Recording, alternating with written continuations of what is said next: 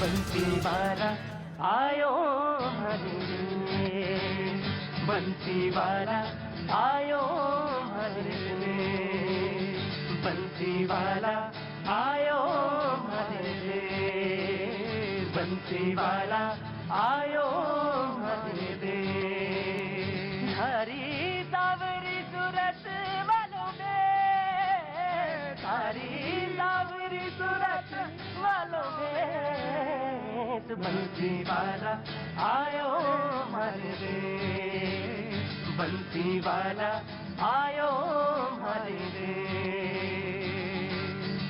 बंसी वाला आयो हरे बंसी वाला आयो दे बंसी वाला आयो मारे दे बंसी वाला आयो मारे दे आओ आओ कर गया सावरा आओ आओ कर गया सावरा हाँ आओ आओ कर गया सावरा आओ आओ कर गया सावरा कर गया लाख सने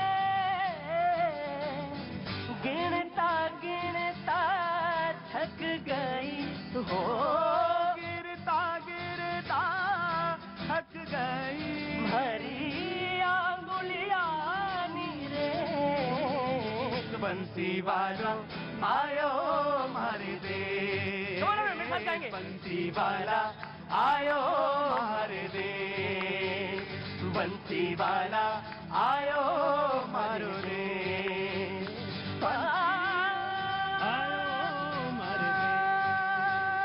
बंसी वाला आयो हरे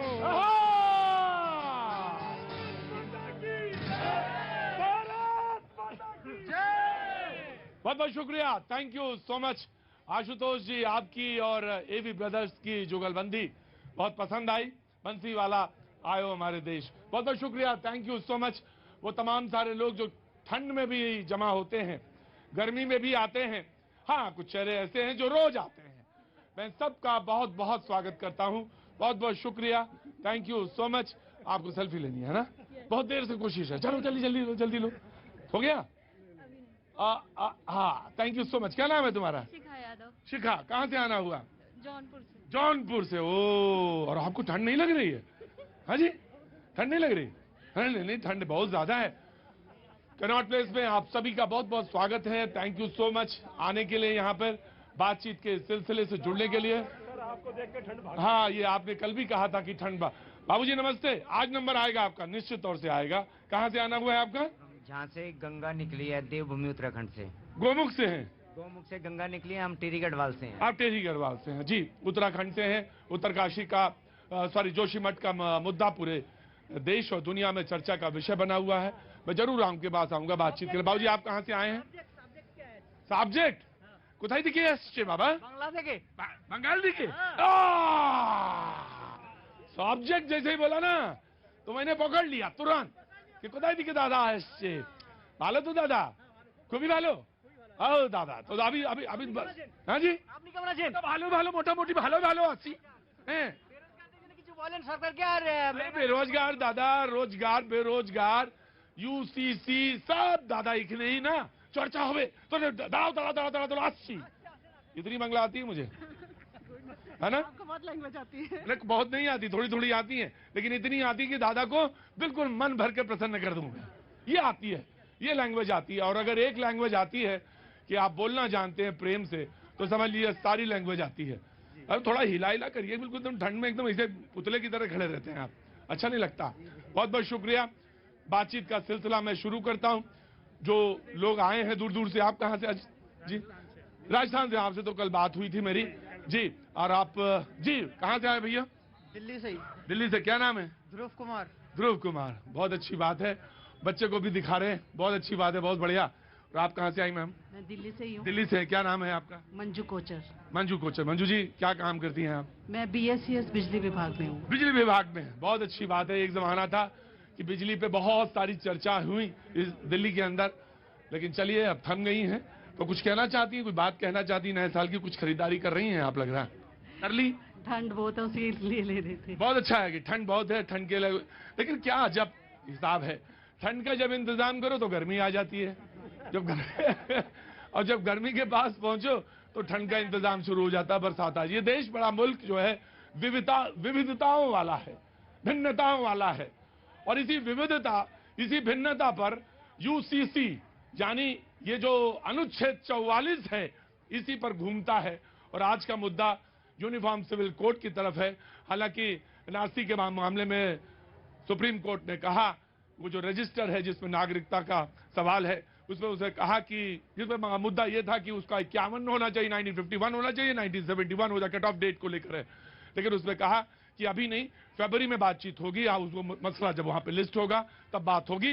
लेकिन आज यूनिफॉर्म सिविल कोड में यहाँ पे बातचीत का सिलसिला जोड़ेंगे। जो मेहमान हमारे साथ मौजूद हैं, मैं उनसे आपका तारुफ भी करा देता हूँ। शुभेंदु शेखर अवस्थी जी बीजेपी का पक्ष रखने के लिए आए हैं, बहुत बहुत शुक्रिया, thank you so much. Doctor Muftaz Alam Rizvi साहब, शायर भी हैं आप बहुत, और आज आए हैं और बच्चे भी आए हैं साथ में, बहुत अच्छी बात है, बहुत बहुत शुक्रिया। दोनों के नाम क्या है बताओ भाई? एक का नाम क्या है? अरशद। अशरफ। अच्छा जी, बहुत जाओ। और आपका? मुसव्विर। मुसव्विर, बहुत अच्छी बात है, बहुत बढ़िया बात है। तो ये शो भी ऐसे ही है कुछ। और हमारे साथ हाफिज गुलाम सरवर साहब मौजूद हैं, बहुत बहुत शुक्रिया, थैंक यू सो मच। कल बच्चे इनके आए थे, हाफिज गुलाम सरवर साहब के, उनसे मेरी मुलाकात हुई थी बेटी से, बहुत बहुत शुक्रिया। प्रेम कुमार जी हमारे साथ मौजूद हैं, बहुत बहुत शुक्रिया प्रेम कुमार जी। दिव्यांशु पांडे सुप्रीम कोर्ट के हैं, आज वकील हैं पेशे से, आज हमारे साथ मौजूद हैं, बहुत बहुत शुक्रिया। जाना पहचाना नाम है संजीव कौशिक जी, बहुत बहुत शुक्रिया। जब से डिबेट है तब से ये आते रहे हमारे साथ। डॉक्टर विशाल मिश्रा, बहुत बहुत शुक्रिया डॉक्टर साहब, दिल्ली यूनिवर्सिटी से हैं, बहुत बहुत शुक्रिया। हाजी महरुद्दीन रंगरेज साहब हमारे साथ मौजूद हैं, बहुत बहुत शुक्रिया हाजी साहब। और आलोक वत्स जी हमारे पास कुछ देर में मौजूद रहेंगे, उनसे भी बातचीत का सिलसिला जोड़ेंगे। Thank you so much. मैंने बता दिया यूनिफॉर्म सिविल कोड, खासतौर से ये जो यूनिफॉर्म सिविल कोड है, इसको लेकर तमाम सारी लोगों के दिमाग में बड़े कंफ्यूजन रहते हैं। ये है क्या? उत्तराधिकार, शादी, तलाक, गोद लेना, इन 5 या 6 चीजों से मुख्यतः इनसे डील करता है ये। और इसमें एक समानता अनुच्छेद 44 जो है, जब संविधान बन रहा था तो 44 में ये बात कही और ये संकल्पना ली गई कि इसको लागू किया जाएगा, राज्य जो है लागू करेंगे। संपत्ति सूची में है, ये वो सूची होती है जिसमें राज्य भी कानून बना सकता है और केंद्र भी कानून बना सकता है। लेकिन अगर दोनों कानून बना दे, ऐसा आ जाए मान लीजिए दोनों बना दे, तो क्या होगा? आपको डिबेट से नहीं मतलब है। Thank you so much. आपको देखने आई हूँ, मैं खाली आपको देखने आई हूँ, और मेरे हस्बैंड और मैं रोज देखते हैं आपको। अच्छा, हाँ जी, बहुत अच्छी हम बात। आपके इतने बड़े फैन हैं। अरे डिबेट से मतलब नहीं है कोई, नहीं डिबेट से लेंगे, लेना देना नहीं। तो खरीद के क्या लिया ये आप? हम ऐसे यूनिक्लो से कुछ। बहुत अच्छी बात है, बहुत बढ़िया बात है। जिनको डिबेट से मतलब वो डिबेट में रहे, जिनको हमारी बात को देखना है, जिनको देखना है, जिनको मजा लेना है, हाँ भैया जी को देखना है तो आप भैया जी को देखिए। बहुत बहुत शुक्रिया। अगर दोनों कानून बना दे, राज्य सरकार और केंद्र सरकार, तो कौन माना जाएगा? है हाँ जी, केंद्र वाला माना जाएगा। तो सबको मालूम है, और ये पुराना मसला उतना ही है दादा। মশলা তো অনেক পুরনো, কিন্তু কথা যে কাজের কাজ কিচ্ছু হয় না। अच्छा, काजल काज कुछ हो ही ना। ওই एनआरसी तो आसाम में लागू हुआ था, अभी तो वही पेंडिंग में डाल दिया। क्यों वहाँ पे लागू करे? अब वो आ रहे फरवरी में सुप्रीम कोर्ट में। हुआ वो तो बातों में रह गया ना, लागू तो करे। बंगाल से एनआरसी का मुद्दा जो है और बहुत बहुत बहुत ज्वलंत मुद्दा है, बहुत ज्वलंत मुद्दा है एनआरसी का। लेकिन आज यूसीसी में बात करेंगे, एनआरसी का मुद्दा आएगा दादा, आप बेहिचक बोलिएगा जी जनाब। तो नाराजगी क्या है जब अनुच्छेद 44 कहता है, और ये बात कहा गया कि अगर उत्तराखंड और गुजरात अपने यहाँ कमेटी बनाती है, सुप्रीम कोर्ट ने कहा कमेटी बनाने का अधिकार है 162 अनुच्छेद के अंदर, तो कोई गैर संवैधानिक कार्य नहीं हो रहा जी। तो भैया जी अगर नहीं हो रहा तो उन्हें ये जो केंद्र सरकार है, सरकार केंद्र सरकार को बनाना चाहिए यूसीसी, अगर उन्हें अगर उस पर ब्लूप्रिंट लाना चाहिए, पहले कमेटी बनानी चाहिए। तो तर्क बहुत सारे हैं भैया जी। 1955 से मामला चल रहा है, आज हम 2023 में शुरुआत में हैं, तो ये तो बहुत पुराना मुद्दा है। ठीक है, अगर सरकार अगर लाती है, मगर हम एक बात कह रहे हैं भैया जी कि ये जो जहां पर चुनाव हो जाते हैं वहां पे तो ये शुरू में शगुफा छोड़ देते हैं, जैसे जुमला, जिसे जुमला कहते हैं। उसके बाद ये कमेटी बनाते हैं, उसके बाद उसको कोई कहीं उसमें कोई नजर नहीं आता। ध्यान नहीं देते। कहीं ध्यान नहीं देती। ये तो ये चर्चा इस वजह से हो गई इस पर भैया जी, ये तो सरकार चाहती है कि चर्चा सारे चीजों से ध्यान हटाकर, जो महंगाई है, बेरोजगारी है, जो जमीन से जुड़े हुए लोगों के मुद्दे हैं, किसानों के मुद्दे हैं, उनसे कैसे ध्यान भटकाकर इन मुद्दों पर ध्यान लिया है जिनका कोई भी समाधान नहीं होना जब तक केंद्र सरकार इस पर कानून नहीं लाती अपना। जी, तो कह रहे ये ध्यान भटकाने के लिए ये बात है। लोगों ने कहा नहीं, ये हमारे संविधान में गारंटी थी, ये बात कही गई थी, गारंटी से मतलब ये बात कही गई थी, तो क्यों नहीं इसको लागू किया जाए? क्यों बाबूजी, कहां से आ गए? हनुमान मंदिर दर्शन कराए? अतुल जोशी, उस दिन मुलाकात हुई थी आपसे। अच्छा जी जी। और गीतमाला की कहा था मैंने, याद होगा आपको। गीतमाला क्या है? अगली पायदान पर कहा था जब। आज मैं जनसंख्या पर बोलना चाहता हूँ। अच्छा, गनीमत है जनसंख्या पे बोलना चाहते हैं, कुछ और चीज में मैं जिस पे बोलना उस पर नहीं बोलेंगे आप? इसी पर तो है सर, सारा कुछ दारोमदार तो जनसंख्या पर ही निर्भर है। जैसे सन 47 में हमारे देश की आबादी कितनी थी? 39 करोड़। 3 करोड़ चले गए पाकिस्तान, 3 करोड़ चले गए बांग्लादेश, बचे 33 करोड़। और आज आबादी कितनी है? 100 और जोड़ लो इसी में। तो और हमारी आजादी को अभी 100 साल नहीं हुए। तो 100 साल, जब 1 अरब आबादी हमारी बढ़ चुकी है, तो अब हम क्या क्या सोचें? सोचना चाहिए इस मामले में या नहीं सोचना चाहिए? सोचना। एक चीज और बताना चाहता हूँ, हाँ। बड़ी ही इंपॉर्टेंट। मैं स्टेटिकल अफसर भी रहा हूँ हेल्थ डिपार्टमेंट में, पहले भी बताया था मैंने आपको, फिर बता रहा हूँ। सिख कौम जो कि बहुत कम है, आज से 40-50 साल पहले मैंने देखा था, उनकी जो रिपोर्ट आती थी ना, सिखों का प्रतिशत बहुत आगे था स्थायी विधियां और अस्थायी विधियां अपनाने में, और उन्होंने अपने परिवार को तब से जो है उन्होंने नियोजित रखा। परिवार नियोजन पे। जी, परिवार नियोजन का एक मसला है जिसको उन्होंने उठाया उधर। मैं चाहता हूँ शुभेंदु जी इस पर बात करें, उसके बाद आगे बढ़ाता हूँ मैं। देखिए, ये देश 75 साल हो गया, अब अभी भी हम लड़ रहे हैं कि देश में एक कानून नहीं होगा।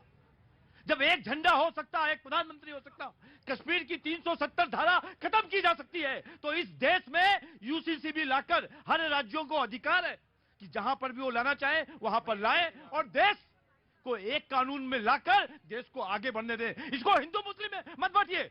इस देश में रहने वाला हर व्यक्ति जो इस देश को अपना मानता है, उसको ये कानून मानना चाहिए, और भारत का हर व्यक्ति भारतीय है और भारतीय के लिए एक कानून होना चाहिए। जमीन का भी कानून से भैया जी मैं पूछ रहा हूँ, अधिकारी जी बहुत अच्छी बात कर रहे हैं, बीजेपी के प्रवक्ता हैं, जरा इनसे पूछिए ये हिमाचल में जाके क्या वहाँ पे कृषि की भूमि ले सकते हैं क्या? पूछिए, ये भी कानून लाई है। अरे जमीन का भी कानून लाई है। अरे भैया तुम ध्यान भटकाना बंद करो जनता का, जनता के मुद्दों पे बात करो। आपने 2 करोड़ सालाना नौकरी की बात होने के बाद, 75 साल होने के बाद भी एक विशेष कौम भारत के एक साथ एक कानून के नीचे नहीं खड़ी हो सकती। आगे इनको समानता से कोई मतलब नहीं है। दरअसल ठहरे हुए पानी में अब ये कंकड़ मार दी गई है। हलचल देखा जाएगा 2024 तक कि क्या होता है, और उसके बाद में प्रतिक्रियाएं होंगी। ये वो शगुफा है, ये वो तरकश में रखा हुआ तीर है जो 24 तक लगातार अब चलता रहेगा, और इसके आधार पर हम लोग आपस में लड़ते रहेंगे। जी जनाब, आगे बस साहब, बहुत बहुत स्वागत है। जी जनाब। देखिए, इस यूनिफॉर्म सिविल कोड को समझने के लिए हमें पहले ये समझना पड़ेगा कि ये डीपीएसपी का पार्ट है। जब कॉन्स्टिट्यूएंट असेंबली इस पर काम कर रही थी, तो मौलिक अधिकारों और डीपीएसपी को जो है वो कुछ इस तरीके से बनाया गया कि मौलिक अधिकार राज्य के विरुद्ध जो है वो राज्य को देने ही पड़ेंगे लोगों को, और डीपीएसपी जो है वो फ्यूचर में जो है राज्य इस चीज का प्रावधान करेगा कि इसके ऊपर काम किया जाए। क्योंकि जब आज़ादी हमें मिली तो हमारी स्थिति उस प्रकार की नहीं थी कि राज्य के नीति निर्देशक तत्व के अंदर जो हमने यूनिफॉर्म सिविल कोड का एक मुद्दा रखा, कॉन्सेप्ट बनाया, उसको हम इमीडिएटली जो है वो अप्लाई कर पाते। लेकिन आज अगर सरकार उस पर काम कर रही है तो ये बहुत अच्छी बात है। एक और चीज देखने को आती है कि जैसे एक धर्म विशेष के लोग ये कहते हैं कि यूनिफॉर्म सिविल कोड जो है हमारे शरीयत के लॉ के अगेंस्ट है। मैं एक टिप्पणी नहीं करना चाह रहा हूं उसके लिए, लेकिन उसको उस नजरिए से ना देखा जाए। अगर जो है सिविल मामलों में जो है वो अपने शरीयत के हिसाब से कानून को लागू करवाना चाह रहे हैं, तो क्रिमिनल मामलों में भी शरीयत के हिसाब से क्यों नहीं किया जाता? जी, एक तर्क है, पुराना तर्क है। जी जनाब बस साहब। देखिए, इस देश में सीएनएन और एनआरसी जो 2 कानून हैं, इनको बहुत से लोग आपस में मिला के बात करते हैं। इनको आपस में मत मिलाइए। यूनिफॉर्म सिविल कोड पे बात हो रही है। यूनिफॉर्म सिविल कोड जो है, मैं बता रहा हूँ जी, वो धर्म पे आधारित है, और उसमें जो भी लोग पाकिस्तान, अफगानिस्तान और बांग्लादेश से आए हैं, जो 6 वर्ग जी मैं कोई बात नहीं चलिए। बात हो रही है और बात क्या करनी है, कैसे आलोक जी, मैं तो खैर आप जी आलोक जी, विशाल जी। देखिए भैया जी, एक बहुत बेसिक बात है कि जब संविधान सभा में 23 नवंबर 1948 को अनुच्छेद 44 जोड़ा गया, तो संविधान में ही तो जोड़ा गया, और जो संविधान के हमारे निर्माता थे उन्होंने ना जाने कितने अनुभवों से ओतप्रोत थे। आज जो संविधान की दुहाई देते हैं, कहते हैं हम एक हाथ में संविधान रखते हैं, मैं इनसे पूछना चाहता हूं कि जब भारत एक सांस्कृतिक राष्ट्र है, हम सभी भारत के नागरिक हैं, तो एक समान नागरिक संहिता से क्या परहेज है?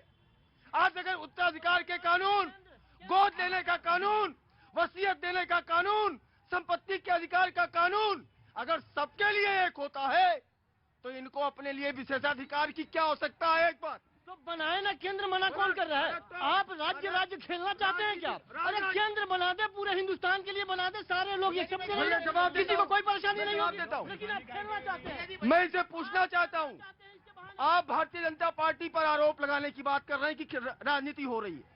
भारतीय जनता पार्टी के तो मैनिफेस्टो में 1980 से, आप बताओ ना, संविधान सभा के मेंबर ने, लोगों ने जो कहा आजादी के बाद आपकी सरकार थी, आपने क्या किया? सवाल का जवाब दीजिए कि केंद्र क्यों नहीं बनाए? आप बहुमत में है, केंद्र लाए, कोई विवाद नहीं होगा। सुनो, ऐसा है, जब धारा 370 की हटाने की बात आई थी, तब भी आप सब लोग रो रहे थे कि नहीं हट सकती, और जब हटेगी तो खून खून हो जाएगा। धारा 370 हटाई गई, कश्मीर को बचाया गया, ऐसे ही पूरे देश को बचाना है। और यूनिवर्सिटी, दादा जी नमस्ते, कैसी हैं आप? दादा आ रहे हैं आज सुनन। ये बात समझ में नहीं आती है कि भारतीय जनता पार्टी बेरोजगारी के मुद्दे पर क्यों नहीं बोलती है? हमेशा देश को तोड़ने का काम भारतीय जनता पार्टी ने किया है, और एक देश को जोड़ने का काम कांग्रेस पार्टी कर रही है। देश जोड़ने का काम कांग्रेस पार्टी, उनके जवाब देंगे, तटस्थ होके बोलिए, मतलब एकदम नॉर्मल होके बोलिए। हाँ जी बोलिए। दीपक कुमार नाम हुआ मेरा। हाँ, सबसे पहले भारतीय जनता पार्टी कहां तोड़ने का बात करती है? भारतीय जनता पार्टी किसे तोड़ने का बात करती है? राम मंदिर 1992, आप अभी एनआरसी का बात हो रहा है, उनके हित का बात हो रहा है। हाँ। महिलाओं के हित का बात हो रहा है। यहाँ पे अभी जैसा साहब ने कहा शायद उनको जानकारी नहीं है या कुछ जानकारी में कमी है। 1941 BN राव कमेटी आई थी। BN राव कमेटी किसके हित के लिए आई थी और अभी क्या कर रही है? बस उसी के तहत एनआरसी आ रही है। दरअसल महिलाओं को अधिकार, समान अधिकार की बात है, उसमें यूसीसी भी है, यूनिफॉर्म सिविल कोड। दादा आ रहे। अगर तलाक का एक कानून हो सकता है तो फिर क्या दिक्कत क्या है? अगर महिला को भी अधिकार है, पुरुष को भी अधिकार है, तो उसमें कोई दिक्कत है? जी मुमताज भाई। All India Muslim personal law board, जब ये मामला आया था यूनिफॉर्म सिविल कोड का, मौलाना लॉ कमीशन के पास पूरी टीम गई थी, मैं भी उसमें शामिल था। तो उन्होंने कहा था अब ये आप क्या, इसका पैमाना है, किस तरीके से आप यूनिफॉर्म सिविल कोड बनाएंगे? कहा रे आप लोग क्यों परेशान है भाई, कोई इसका खाका नहीं है, कुछ भी अभी इसका नहीं है। अभी पार्लियामेंट में एक शख्सी बिल जिसको कहते हैं, इंफरादी, यानी पार्टी की तरफ से नहीं, वो पर्सनल जो है वो बिल पेश किया गया। सवाल ये है कि अगर मरकजी सरकार, केंद्र सरकार चाहती है कि यहाँ पे यूनिफॉर्म सिविल कोड लागू हो और वो देश के हित में है, तो वो क्यों लेकर के नहीं आती? उसकी तरफ से पहल क्यों नहीं होती? विशाल जी, मैं आ रहा हूँ सर। मैं इनसे पूछना चाहता हूं कि ये तुष्टिकरण के नाते इनसे पूछिए ना कि साहबानों के केस में उच्चतम न्यायालय ने क्या कहा। इनसे पूछिए उसके आगे बढ़ते हुए सायरा मुद्गल के केस में क्या कहा उच्चतम न्यायालय ने। उसके आगे बढ़िए सायरा बानो के केस में क्या कहा उच्चतम न्यायालय ने। उसके आगे बढ़िए 2019 में जान पाउलो के मामले में क्या कहा न्यायालय ने। अरे तुष्टिकरण, आप कानून क्यों नहीं बनाते? आप क्यों नहीं बिल लाते? आप क्यों बिल नहीं लाते? हमें कोई आपत्ति नहीं, चलाइए ना, क्यों नहीं बनाते? हमें कोई आपत्ति नहीं। पूछिए विशाल जी से, आप बता सकते हैं। हाँ दादा, 80 चलो रुको, दादा 80, दादा भी हल्ला मत, अरे 80 जी जनाब, दादा 80 दड़ाओ। हाँ जी, मुझे तो लग रहा था कि CA/NRC पर भी कुछ बात हो जाएगी, लेकिन आपने UCC पर कह दिया, क्योंकि वो फरवरी में है। क्योंकि कट ऑफ डेट की बात है, मैं बता दूंगा। हाँ। और तथ्यों से साबित कर दूंगा कि CA/NRC हिंदू विरोधी, सिख विरोधी, बौद्ध विरोधी है, मुस्लिम विरोधी नहीं है। और मेरा दावा है, मेरे तर्क को कोई काट भी नहीं सकता। लेकिन अभी नहीं बात करूं, अभी यूसीसी पर। लेकिन मैं आपसे एक कमेंट जरूर जानना चाहूंगा। और जब मैं आज पेपर पलट रहा था तो पलटते पलटते मेरी एक नजर पड़ी, मुमताज भाई, मैं आपका भी ध्यान उस तरफ। जमीयत उलमा हिंद बड़ा इदारा है, अरशद मंदी सब जानते हैं। उन्होंने एक बात कही, उस पर एक बात लिखी हुई थी, लड़के लड़कियां एक ही स्कूल में पढ़ रहे हैं, इससे बहुत समस्या है, धार्मिक रूप से समस्या है, साथ पढ़ने से समस्या है, और मीडिया उसको सही तरीके से रख नहीं पा रहा है। वो समस्या इतनी बड़ी है, सही परिप्रेक्ष्य में नहीं रखता। कोई परिप्रेक्ष्य की जरूरत ही नहीं है इसमें। अगर साथ पढ़ रहे हैं तो मुझे तो नहीं समझ में आता कि इसमें क्या डिफरेंसेस आ रहे हैं। अगर हम एक दूसरे को बेहतर समझने की कोशिश कर रहे हैं तो इसमें दिक्कत क्या है? जी, बिहार में एक कहावत है, निमला की जोरू सबकी भौजाए। मैं मौलाना का जिक्र आपने किया, मैं कह दूं, जब किसी के पल्ले कोई बात न पड़े तो कह दे ये सब काम मीडिया का है। मीडिया मैं एक बात, ये पर्सनल कमेंट नहीं है, एक जनरल रेफरेंस में कहा गया, कर रहा हूँ, रेफरेंस में कहा गया। ये जितनी बीमारियां हैं इस मुल्क में, इसमें हमारे जो ट्रेडिशनल लीडर हैं जिनका जिक्र आपने किया, बड़ा इदारा है, पता नहीं कितना बड़ा है, जहन्नम में डाल दिया मुसलमान को, बड़ा इदारा है। अब मैं यूसीसी पर आता हूं। ये यूसीसी वो चिड़िया है जिसको उड़ते हुए भारत के किसी लोगों ने नहीं देखा। कहां उड़ती है, किस डाल पर बैठती है, लेकिन बहस इसलिए हो रही है कि ये जो बड़ा इदारा है ना, यही विरोध में आ जाता है। इसको कम से कम चुप्पी, अरे कम से कम चिंगम का एक प्रचार आता, चुप तो हो जाओ भाई मेरे, कुछ करने तो दो, भाजपा को भी कुछ करने ही नहीं दे रहे हो, मुद्दा बना दे रहे हो खामखा। अब यूसीसी पर आइए।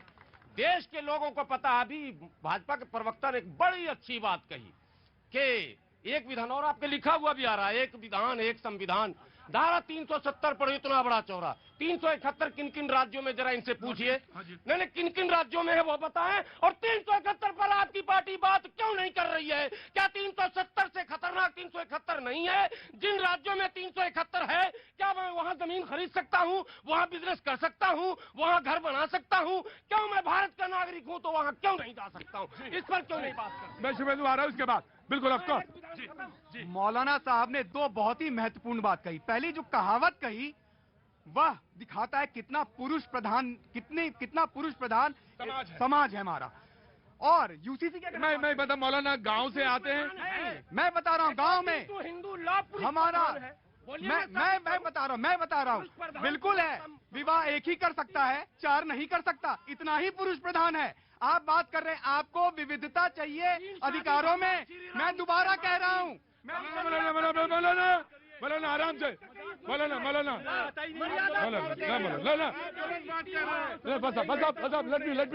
Suvendu, let me clarify. Supreme court के वकील हैं, मैडम डिसिप्लिन यहाँ पे होता है। सुप्रीम कोर्ट के वकील हैं, वो बोल रहे हैं। बात उतनी है कि मौलाना ने जो बात कही वो गांव जमीन से जुड़ी हुई बहुत सारी प्रचलित हैं जो अब सोसाइटी में मान्य नहीं है, उनको कोट कर दिया और मैंने उसी समय उसको काट दिया। जी आराम जी। यह एक प्रतिबिंब है, जो हमारी कहावत होती है हमारे समाज का प्रतिबिंब है। मैं ये कहना चाह रहा हूँ कि जो यूसीसी प्रोग्रेसिव थॉट ये नहीं है। यूसीसी सबको समान अधिकार देने की बात कर रहा है। हमारा जो संविधान है अनुच्छेद 14 समानता की बात करता है। या क्रिमिनल लॉ हो, सिविल लॉ हो, पर्सनल लॉ हो, सारी चीजें। जहां तक सवाल है कि आज केंद्र सरकार क्यों नहीं कर रही है, तो मैं जवाब देता हूं इसका। बाबा साहब भीमराव अंबेडकर ने जब चर्चा की थी इस विषय पर, तब उन्होंने कहा था कि आज हमारा देश इसके लिए तैयार नहीं है। राज्य को अधिकार इसलिए दिया कि जो राज्य जब तैयार हो जाए वह यह कानून ला पाए। जैसे गोवा ने इसको लागू कर दिया, बिल्कुल लागू किया। तो आज अगर हमारे देश में ऐसे राज्य हैं जो समान अधिकार हमारी बहनों को और सारे समाज को दे सकते हैं, तो उन्हें देना चाहिए। जी जनाब। देखिए यूसीसी जो है जब लागू होगा तो हमें आश्चर्य होता है कि जो इस तरफ उस तरफ जो कट्टरपंथी ताकतें हैं, चाहे हिंदू के हैं चाहे मुसलमानों के हैं, वो क्या बराबरी का हक महिलाओं को देने के लिए तैयार हैं? क्या बेटी को बेटा की तरह बाप की दौलत में हक देने के लिए तैयार है? इसके तो ऑलरेडी कानून है। कानून लागू नहीं हो रहा है। यूसीसी का सबसे जो पहली बात है कि आधी आबादी अगर पुरुषों के बराबर हक लेने लग जाएं तो ये कट्टरपंथी ताकतें चाहे मुसलमान की हो चाहे हिंदुओं की हो, ये सबसे पहले उसके विरोध में खड़ी गलत बोल रहे हैं। देखिए हमारे यहाँ बेटी और बेटियों को समान अधिकार दिया गया है, आप गलत बोल रहे हैं। और बेटी का उतना ही हक है संपत्ति में जितना कि बेटे का है। ये संवैधानिक जी जी। देखिए कितने कितने सालों से महिलाओं को भोग का वस्तु समझकर आपने उनको दबा के रखा हुआ है। ये देश बदल गया है, देश को बढ़ने दीजिए। और ये सब कानून महिलाओं को और पुरुष को बराबर लाकर देश को बढ़ाइए। इसके लिए हमको और आपको तैयार होना पड़ेगा। जो कानून आपके संस्कृति में खराब है, जो कानून हिंदू धर्म में खराब है, उनको खत्म करिए और देश को आगे बढ़ाइए, महिलाओं को आगे बढ़ाइए, तब देश बढ़ेगा। ये छोटी छोटी चीजों को भूल जाइए। कहाँ से चले आ रहे हो? कहाँ से चले आ रहे हो? मैं गाजियाबाद से। गाजियाबाद से कै बजे निकले थे घर से? सुबह निकला 9 बजे। 9 बजे वो लिखा था माथे में ना, वो हमने पढ़ा कि सुबह 9 बजे से निकले और मिल गया खाने को ये। क्या करें बताओ? चाय वाय पिलाएं, पानी वानी पिलाएं? वक्त है छोड़ दे ब्रेक का। लड़ाई नहीं ना। गुड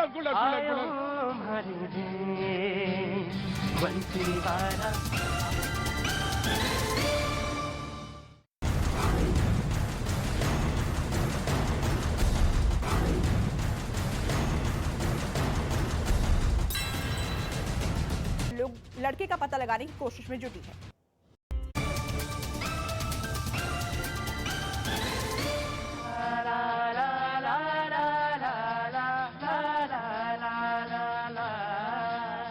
न्यूज़ 18 के साथ सुनो भैया जी की बात।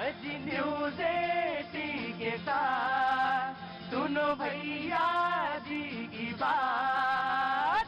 भैया जी गहन में जनता करती मन की बात।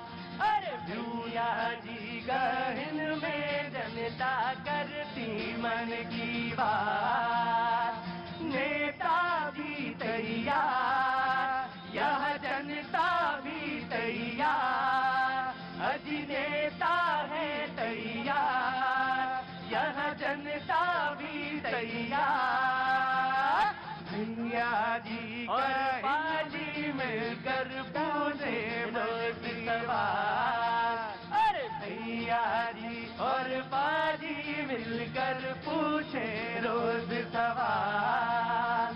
न्यूज़ 18 के पार लगा जनता का दरबार। अजी न्यूज़ 18 के पार लगा जनता का दरबार। भैया जी गहन में करती मन की बात। बहुत बहुत शुक्रिया, थैंक यू सो मच। आज का बातचीत का सिलसिला जो है मैंने जहां से जोड़ा था या जानी जहां से मैंने छोड़ा था ब्रेक से, मैं फिर से वहीं से शुरू करूंगा। यूनिफॉर्म सिविल कोड, समान नागरिक संहिता को लेकर बातचीत उतना ही पुराना मुद्दा जितनी पॉलिटिकल पार्टीज। जी हाँ, सबके खासतौर से बीजेपी के मैनिफेस्टो में ये रहा 80 से। और बातचीत के सिलसिले को जोड़ने के लिए आज एक बार फिर से बात दरअसल सुप्रीम कोर्ट ने बात कही कि अनुच्छेद 162 के तहत कमेटियां बनाने के लिए जो राज्य खासतौर से गुजरात और उत्तराखंड हैं, उन्होंने अपने यहाँ कमेटियां बनाई। समान नागरिक संहिता से फायदा क्या होगा, ये बात कही गई अनुच्छेद 44 में कि ये होना चाहिए, राज्यों को करना चाहिए। और क्योंकि ये संवर्ती सूची का था, इसलिए राज्य और केंद्र दोनों इस पे कानून बना सकते हैं। और इसी पे बातचीत का सिलसिला मोटे तौर पर शुरू हुआ था। मैं एक बार फिर से वहीं पे बातचीत शुरू करता हूँ। बड़ी गुफ्तगू हो रही है इधर, बहुत बहुत शुक्रिया जी। मेरा आज प्रश्न है, हाँ, जो लोग आज इसके खिलाफत कर रहे हैं, हमारे दाहिने हाथ के लोग भी और बाएं हाथ से भी लोग जी, मैं पूछता हूं यदि यूसीसी आएगा तो उनको क्या नुकसान होगा? ऐसा कानून जब सब पूरा भारत एक हो जाएगा, महिला पुरुष एक हो जाएगी, हर व्यक्ति को अधिकार एक होगा, तो इनको विशेष कानून क्यों चाहिए? पहला सवाल, बहुत से सवाल, बिल्कुल सही है मुमताज भाई। बहस को कायदे से यही होना चाहिए, क्यों जरूरी? किसी को एतराज नहीं है, लेकिन इसी बहाने यदि राजनीति करने की कोशिश की जाए तो निश्चित तौर पे एतराज होगा। हम सिर्फ ये कह रहे हैं कि यदि सबको कानून, जहां हिंदुस्तान में एक पग-पग पे पानी बदल जाता हो, सवा कोस पे बाणी बदल जाता हो, वहां आप चाहते हैं कि सारे लोग आपके जैसे कोट पहने, हमारे जैसे शर्ट पहने। जब आप कॉलम निकालते हैं जब कहीं हम नौकरी। लोगों को एक बात का बड़ा वो है कि अगर लागू हो गया तो हम अपनी शादियां, अपनी उत्तराधिकार, वसीयत जैसे मसलों पे शायद वंचित हो जाएंगे और कानून एक काम करेगा। लेकिन इसको बहुत साफ तौर से कंफ्यूजन है, इसको क्लैरिफाई किया गया है। जी बिल्कुल क्लैरिफाई। विविधताओं से भरे हुए हिंदुस्तान में सबको एक रंग में, एक ढांचे में नहीं ढाला जा सकता। ये हमारा मैं ये सवाल है ना आपका, मैं इसी का उत्तर भी आप दीजिएगा विशाल जी। जी, विविधताएं आपके कल्चर में हो सकती हैं, लेकिन अधिकारों में अगर विविधता अगर चाहते हैं तो आप गलत कर रहे हैं। आज यह समय आ गया है कि आप अपने धर्म से ऊपर उठें और आप अधिकार की बात करें। आप अपनी बहनों को बहन और भाई को, दोनों को समान। वो कहते हैं कि हमें धार्मिक स्वतंत्रता की आजादी का जो है 25 का जो है उल्लेख है, 26, 27, 28 तक अनुच्छेद में जो उल्लेख है धार्मिक स्वतंत्रता का, वो बाधित होती है। मैं स्पष्ट कर दूं कि आपका जो फंडामेंटल राइट है वो एब्सोल्यूट नहीं है। मैं यहां पर चाहूं कि मुझे आजादी है, फ्रीडम ऑफ मूवमेंट है, और मैं अपने हाथ घुमाऊं और 2 जन का दांत तोड़ दूं, तो यह संभव नहीं है। यह हमारा संविधान यह परमिट नहीं करता है। हमें उतना ही अधिकार है जिसे दूसरों का नुकसान ना हो। अगर मेरी बहन का नुकसान हो रहा है अगर मेरे धर्म से, तो वहां पे परिवर्तन जरूरी है। जी मुमताज भाई, बिल्कुल हम कह रहे हैं परिवर्तन जरूरी है, लेकिन मसला ये है कि यहाँ कहाँ कुछ जाता है, किया कुछ जाता है। कहा कि देश बिकने नहीं दूंगा, आज लोग पूछ रहे हैं ये बताओ बचा क्या है। इसी तरीके से कह रहे हैं हम तोड़ने नहीं देंगे, आज हर जगह टूट फूट हो रही। अगर आज उत्तराखंड में, मैं जोशी मठ का इसलिए जिक्र करना चाहूंगा क्योंकि जोशी मठ में जो इस वक्त परेशानी है वो वाकई सबको रुलाने पर मजबूर कर रही है। अब वहां पे बुलडोजर चल रहा है, 7 मंजिला इमारत। सवाल ये है कि 7 मंजिला इमारत कैसे बन गई। देखिए विषय यही था कि जिनको प्रॉब्लम है वो उसी विषय पे बोले, इसके कानून आने से उनको दिक्कत क्या है, वो इधर उधर मत जाए। आज का टॉपिक यही है और यही चाहते हैं इस पर जवाब दे कि यदि यूसीसी आता है तो उनको दिक्कत क्या है। जी कहां से आना हुआ? लखनऊ से। तो देखिए हम अभी किसी ने उधर से बोला था कि, किधर से बोला था? इधर से आवाज आई थी कि आवाज ध्यान नहीं दे रहे हो डिबेट में? है महिला ने आवाज दी थी। महिला कहाँ? इधर खड़ी हुई है हमारे पास में। अच्छा, उन्होंने कहा कि महंगाई। क्या नाम है? शेर बहादुर सिंह। भुला दिया, तुम्हारा जो मुद्दा था हमने भुला दिया। इतने सवाल पूछे भूल गए। सुन लीजिए बस। उन्होंने कहा कि महंगाई और बेरोजगारी पे भारतीय जनता पार्टी वो बात नहीं करती है। हाँ। मैं बताना चाहूंगा कि देखिए बेरोजगारी अगर है, किसी जिसके बच्चे पढ़ रहे हैं वो आगे जा रहे हैं। एसएससी हर बार वैकेंसी निकालती है, अभी सरकार ने सीएचओ का निकाला है। एक किसान होता है, 1 बीघा जमीन अगर खरीदता है तो अपने 1 बीघा जमीन अगर 10,000 का खरीदता है तो कीमत 2 साल बाद वो 1 लाख चाहता है। तो क्या सरकार अपने जनता हो या इंडिया है वो नहीं चाहती कि हमारे इंडिया की। मैं आया मोहतरमा आया। Give me a second. जी जनाब, जी हुजूर, मैं आता हूँ आपके पास आता हूँ। जी मेरा नाम मोहम्मद सलमान है, मैं पटना। मोहम्मद सलमान साहब हैं, और कहाँ से आए सलमान साहब? पटना बिहार से। पटना बिहार से आए, मैं सुनेंगे। वाह वाह वाह वाह, क्या बात है। शिवम भाई आ गए, बहुत अच्छा। किधर से आना हुआ आपका? है मैं आया था, मैंने कहा भैया जी से नमस्कार कर लूं। ये बहुत अच्छा शो है जिसमें कभी भी कहीं भी किधर से भी कोई आ सकता है। शिवम भाई का बहुत बहुत स्वागत है, नया साल मुबारक हो। सलमान भाई आप कुछ कह रहे थे? हम लोग जो स्टूडेंट हैं हम लोग तो यही चाहते हैं कि स्वास्थ्य, शिक्षा और जो है रोजगार, इसी पर बात हो। लेकिन सलमान साहब का कहना है, शिवम, सलमान साहब का कहना है कि हमारा ये मानना है कि स्वास्थ्य पर बात हो, शिक्षा पे बात हो। हाँ जी, यही सलमान, हर सलमान का यही बात है कि स्वास्थ्य शिक्षा का नाम लेकर यूसीसी पर बात ना हो। हाँ जी, ऐसा है, हम चाहते हैं कि यूसीसी ही पर बात हो लेकिन सिर्फ बात ना हो। आया मौलाना जी। जनाब देखिए, बात होगी जब ही तो बात बनेगी ना। पहले तो बात ही होना जरूरी है इस देश में, पहले तो बात ही नहीं होती थी। अब शिक्षा और रोजगार पर कर लेते हैं। चलिए सबसे पहले रोजगार ही कर लेते हैं। मुमताज उसी पे आगे शिक्षा रोजगार पर ही बात हो रही है। रोजगार पर ही कर लेते हैं जी। ये हमारे आसपास आजकल एक व्यक्ति हैं जो पुजारी नहीं है, वो कुछ और है मुझे लगता है। वो कहते हैं कि मैं शिक्षा और रोजगार को लेकर भारत जोड़ो कर रहा हूं।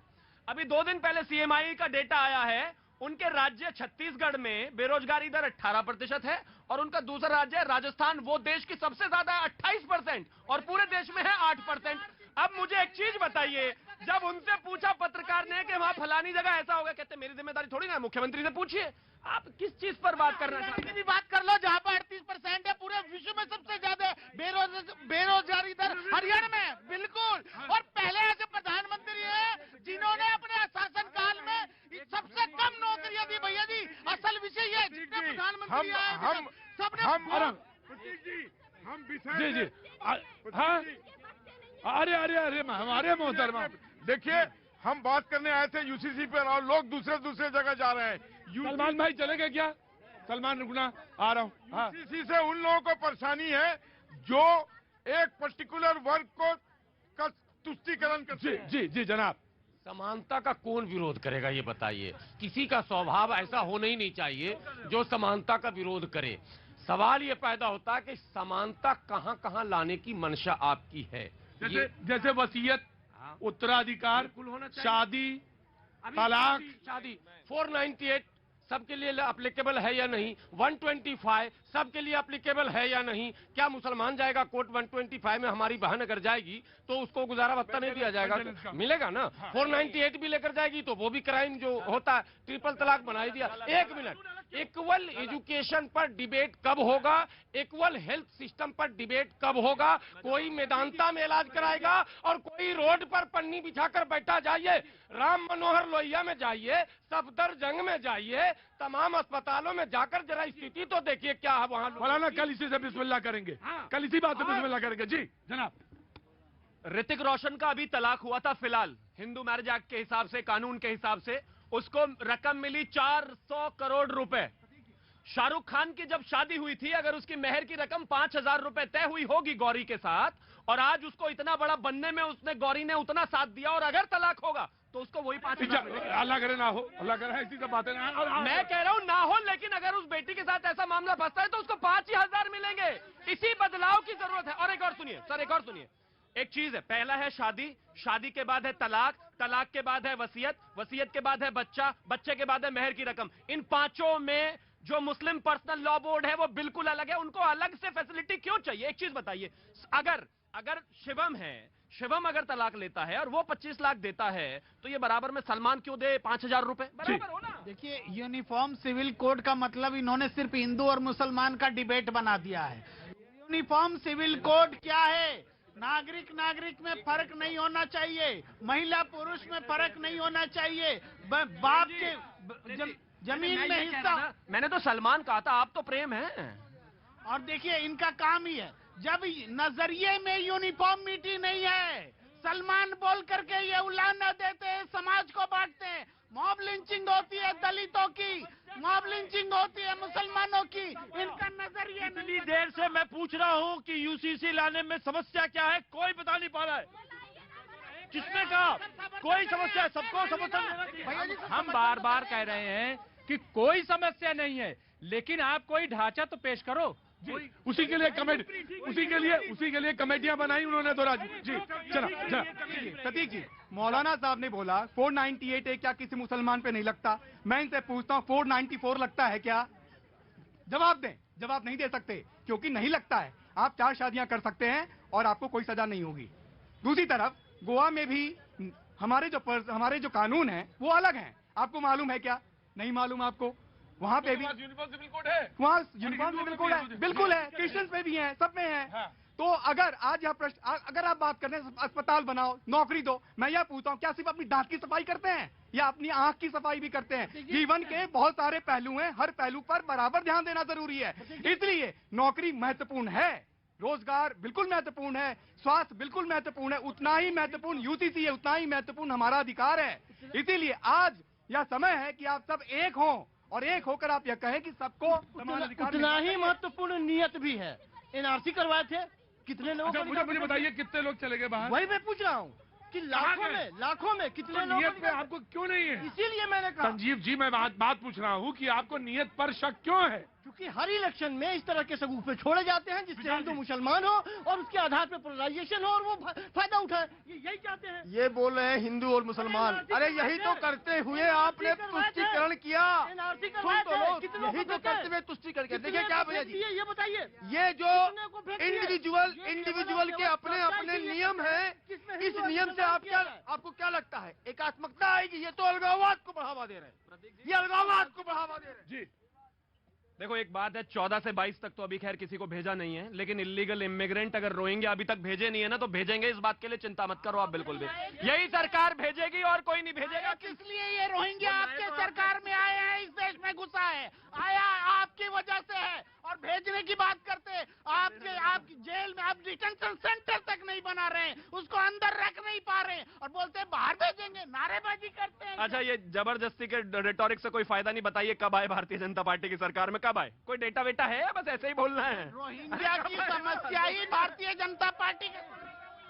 भैया जी देखिए, जो बीजेपी चाहती है उस एजेंडे को पूरा आज दिख रहा है। यहाँ पर किसी तरीके से एजेंडा सेट कर दिया गया। कैसे यूसीसी का विरोध सिर्फ मुसलमान कर रहा है। और ये देखिए, ये जानते हैं क्या इनकी पीड़ा है कि जो हुक्मराने वक्त थे अपने आप को हुक्मराने वक्त ही बनाए रखना चाहते हैं। अरे मान्यवर, ये 21वीं सदी का नया भारत है।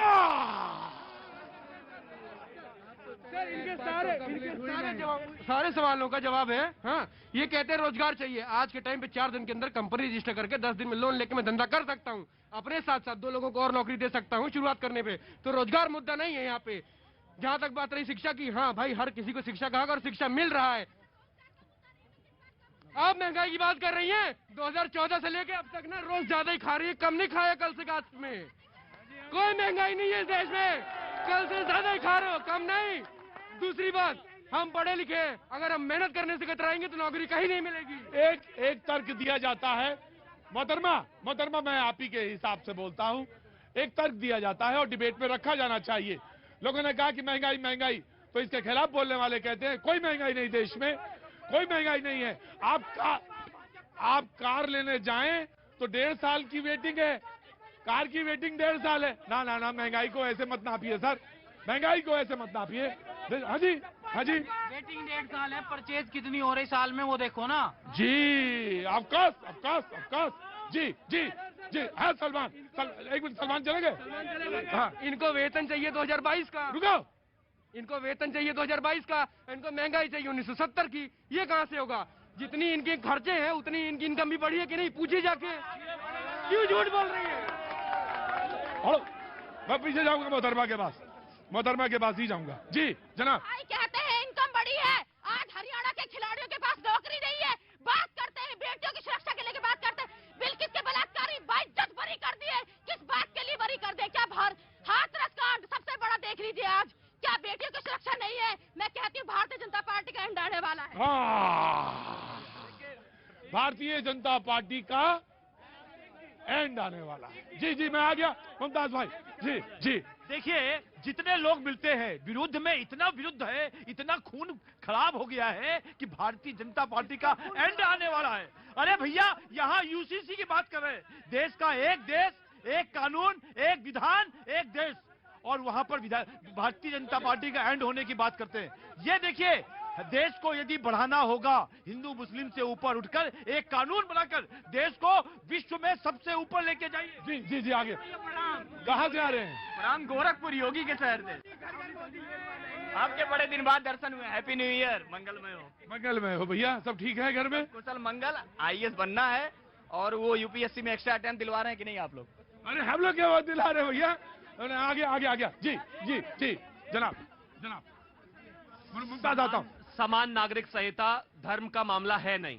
अगर किसी मौलाना मौलवी को इस बात से दर्द होता है तो दर्द होता रहे। इस देश को जो रिफॉर्म आज से 70 साल पहले कर देने चाहिए थे, आज भी हम अगर उसी में लटक रहे हैं तो ये हमारा दुर्भाग्य है। मैं चाहता हूं कि जितने दर्द आपने झेले, मैंने या फिर बाकी किसी ने भी, वो आने वाले किसी के बच्चे ना झेलें। जहां तक बात समान नागरिक संहिता की है, अगर सब कुछ एक जैसा है तो समान नागरिक संहिता होनी ही चाहिए। और मुझे लगता है ये धर्म का मामला बिल्कुल नहीं। धर्म का मामला बिल्कुल नहीं। मुमताज भाई। शिवम भाई ने कहा, चुपचाप वहां बैठिए। नो, चुपचाप। मैं पक्का इस रस्सी के पीछे भेजूंगा आपको। चुपचाप बैठिए, बहुत पुराने आदमी, आप बैठिए वहां पे प्लीज। जी मुमताज भाई। मैं इसलिए बार बार कह रहा हूं कि सिर्फ कह रहे हैं, करना नहीं चाहते। कब से एक मुद्दा चल रहा है कि हम सियासत में और हर शोबे में 33% महिलाओं को दे देंगे। हम कह रहे हैं 33 क्यों दे रहे हैं? आप 50% दीजिए। 50% देने में आपको एतराज क्यों है? आप एक तरफ बराबरी यूनिफॉर्म जो हो सकता है, आप बीजेपी में 50% लाइए, RSS में 50% महिलाओं को लाइए। इसका जवाब मैं दूंगा। नहीं, हमारे बंधु ने कहा 50% दीजिए। 2008 में, आप मेरी बात पूरी सुने, 2008 में जब संसद में, मेरी बात पूरी होने दें, मुमताज इन्हीं के समय में हुआ मिलिट्री में। 2008 में जब महिलाओं का यह मुद्दा लोकसभा में आया, तब इनमें से ही लोग थे जो कहते थे कि रिजर्वेशन के अंदर रिजर्वेशन दो, ताकि मेरी श्रीमती वह भी सेलेक्ट होके आ सके महिला सुरक्षित क्षेत्र से।